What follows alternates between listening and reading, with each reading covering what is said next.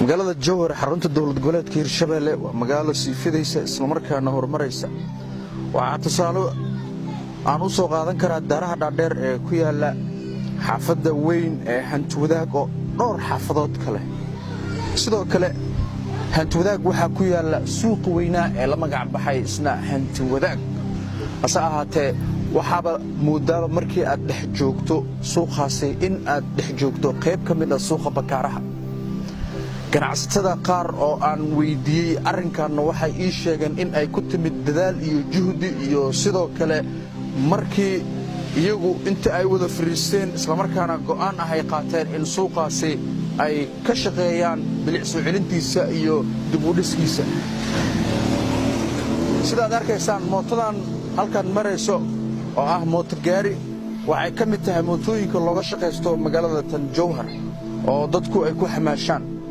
أول واحد شري جاري جعن يوصله كلا جاري دمر أو ضدكوا يكون حماشان بلسه متداس أياتولوي يكون حلاقة سوقاتا أو مجال الله كنا سيدا كلا جوهر واحد كشرا ضد ويستعجي إن أي كشخيان بالعسو علنتا يو نظافة مجال الجوهر وحاركيسا gawaari iyo sidoo kale mootada halkan martay oo kale ee mooto gaari oo qashin lagu qaadaya waxyaabihii ka jira magaalada Muqdisho ee shirkadaha qaar ee nadaafadda u istaagay ayaa iyana sidoo kale waxa ka jira shirkado iyana u istaagay in nadaafadda iyo bilic soo celinta magaalada Jowhar ay ka shaqeeyaan. sidoo kale wabiga Shabeelle oo ah wabiga kaliya ee beeralaydu ay isticmaalaan isla markaana ay u isticmaalaan beerahooda si ay biyo ugu helaan ayaa karkaarada buux dhaafinaya. markii aan weydiiyay dadka beeralayda ahna waxay ii sheegeen in la joogo xilligii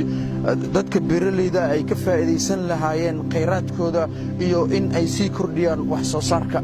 asaate beeralayda iyo dadka kale ganacsatada ah ayaa waxa ay u istaageen sidii ay uga shaqayn lahaayeen horumarka magaalada iyo waliba deegaanka iyadoo dadka daga jiinka wabigiisa ama deegaanada Hirshabelle noloshoodu ay ku xiran tahay wax soo saarka dhinaca beeraha iyo dhinaca xoolaha.